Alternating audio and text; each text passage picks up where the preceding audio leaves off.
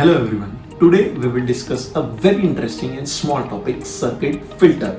All of you must have heard that this stock is on upper circuit, this stock is on lower circuit. So what do I mean by this upper circuit and lower circuit, and what do I mean by circuit filters? Okay, so circuit filter means a price range or band fixed by SEBI for each and every stock, above which your stock cannot be traded and below which your stock cannot be traded during a particular trading day. Okay, so there can be a different circuit limit for different stock. For example, basically there are three limits. First is 20%, second is 10%, and third is 5%. There are few stocks, very less stocks, which comes under 2% circuit limit also. Okay, so suppose for example your stock price is 100 rupees and your stock is in 20% criteria, means your stock cannot be traded above 120 rupees in a trading day, means your stock will be on upper circuit as soon as it will trigger 120 rupees. Same way, your stock cannot be traded below 80 rupees if your stock circuit limit is 20%, means 100 minus 20 is 80%, will be your lower circuit limit. 100 plus 20, 120 rupees will be your upper circuit limit. Same way, if your stock is in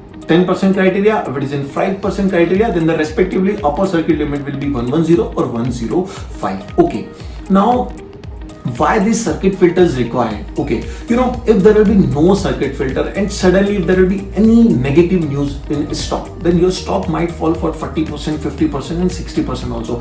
In that way, retailers might lose huge wealth in any stock. That's why SEBI have introduced this circuit filter. Okay, but there is an exception for this. Now what is that exception? If your stock is in derivative segment, means if your stock is in futures and options, if your stock is tradable in FNO, then there will be no circuit limit on your stock.